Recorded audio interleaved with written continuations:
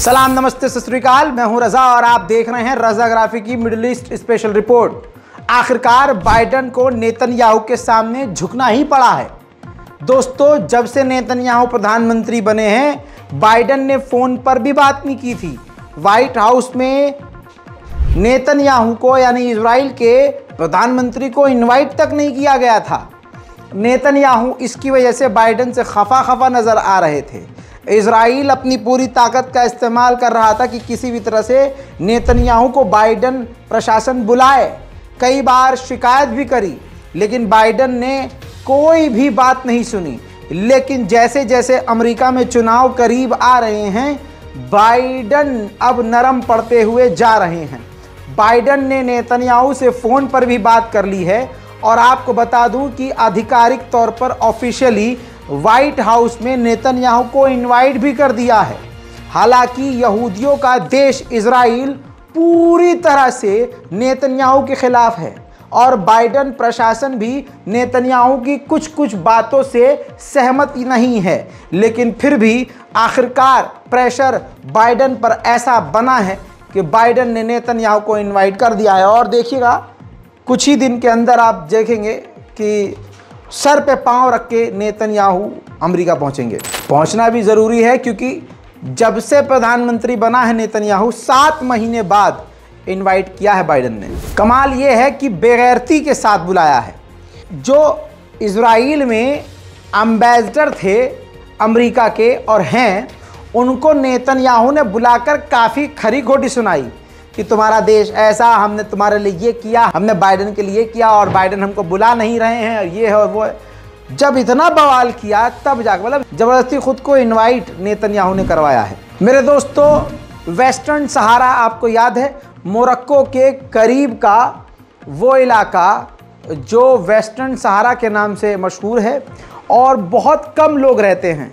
ऐसा भी नहीं कह सकते कि वो पूरा अलग देश है। मोरक्को कहता है कि ये हमारा देश है और हमारा हिस्सा है, लेकिन दुनिया के ज़्यादातर देश इस बात को नहीं मानते। और इजराइल ने लालच दिया था मोरक्को को कि आप हमारा बाइकआउट मत कीजिए, हमारे साथ रहिए, हमारी मीटिंग्स अपने देश में होने दीजिए, तो हम वेस्टर्न सहारा को मान्यता दे देंगे कि ये आपका है।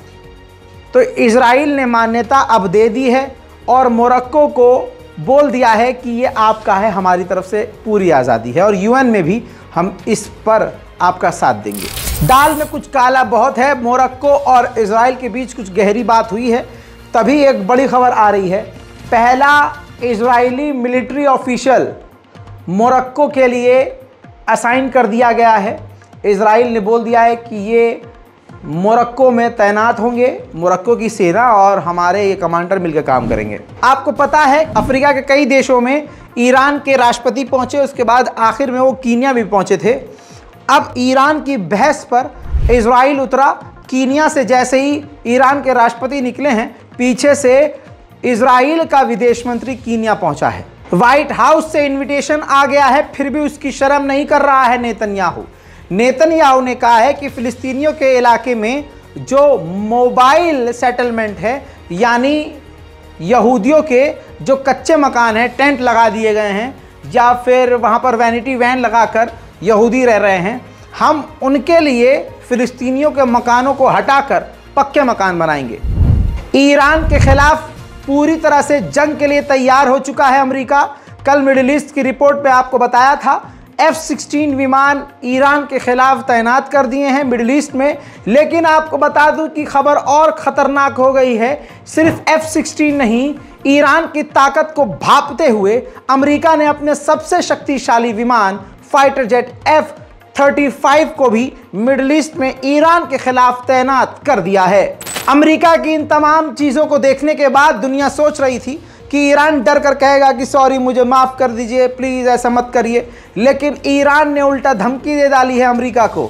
अमेरिका की हरकतों को देखने के बाद ईरान ने कह दिया है कि कोई भी खबरदार भड़काने वाला काम मत करना, वरना तुम्हें मुंह तोड़ जवाब दिया जाएगा।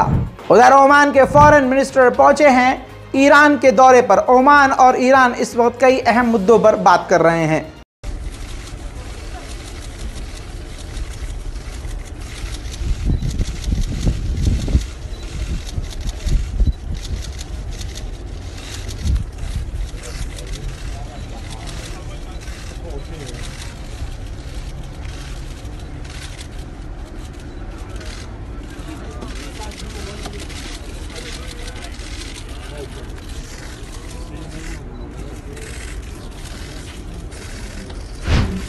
यूएई के समर्थन में रशिया ने ईरान के खिलाफ बयान दे दिया था।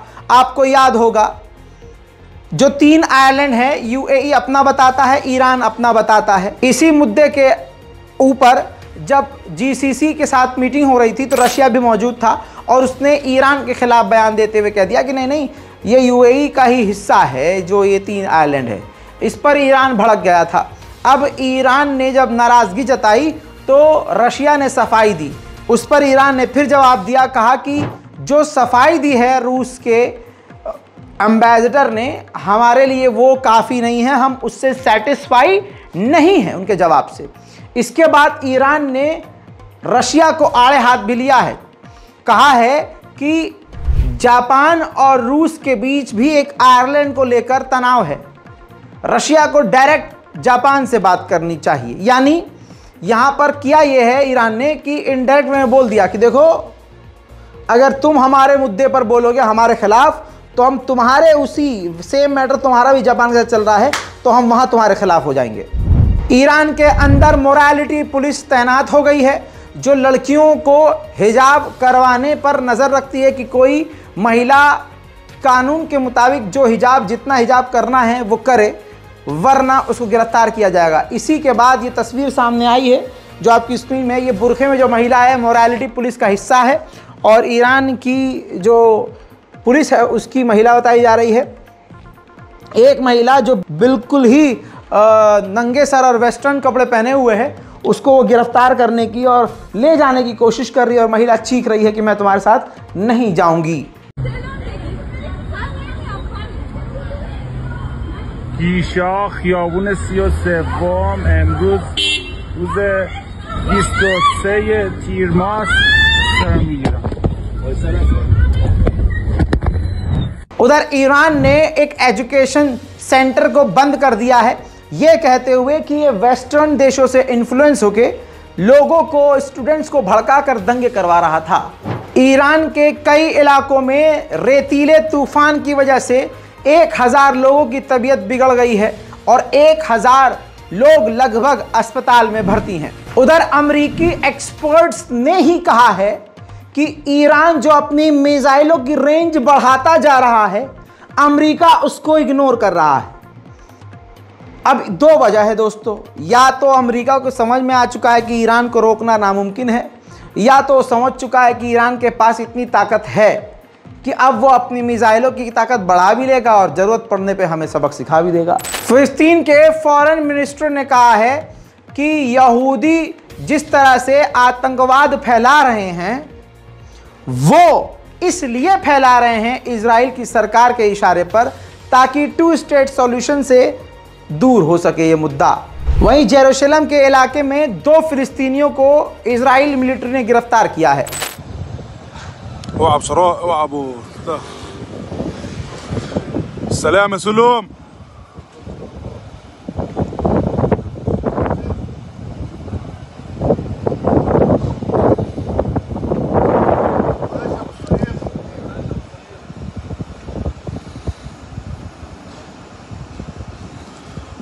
عدى ابو السليم. इसके अलावा जेरूशलम के इलाके में फिलिस्तीनियों के मकान को भी बिल्डोजर से इजराइल ने ढाया है।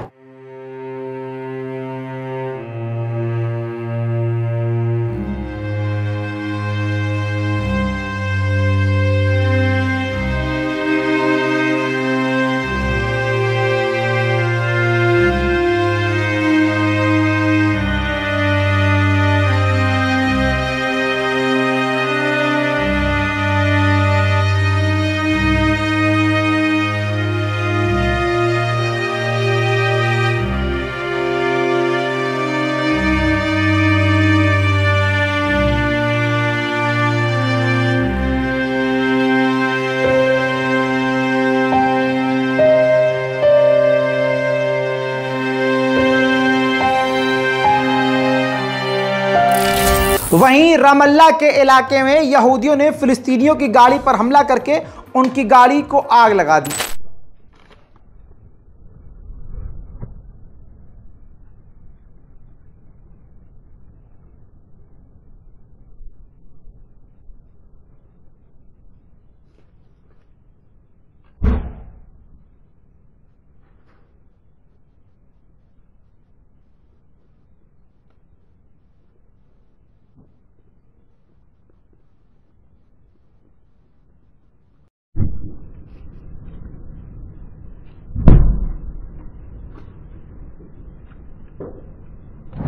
वहीं सीरिया ने यूरोपियन पार्लियामेंट से कहा है कि आप अपनी पार्लियामेंट में अमेरिका का विरोध करें, निंदा करें कि जिस तरह से अमेरिका हमारे रिसोर्सेज को हमारी सरजमीन से लूट रहा है। कल बताया था मैंने आपको, जापान के प्रधानमंत्री यूएई पहुंचे हैं। उन्होंने लगभग 20 से 23 एग्रीमेंट यूएई के साथ किए हैं, जिसमें टूरिज्म है, जिसमें बिजनेस है, पुल को बनाना, मकानात को बनाना, एक दूसरे के साथ इंफॉर्मेशन टेक्नोलॉजीज को शेयर करना, इन तमाम तरह की चीजें हैं।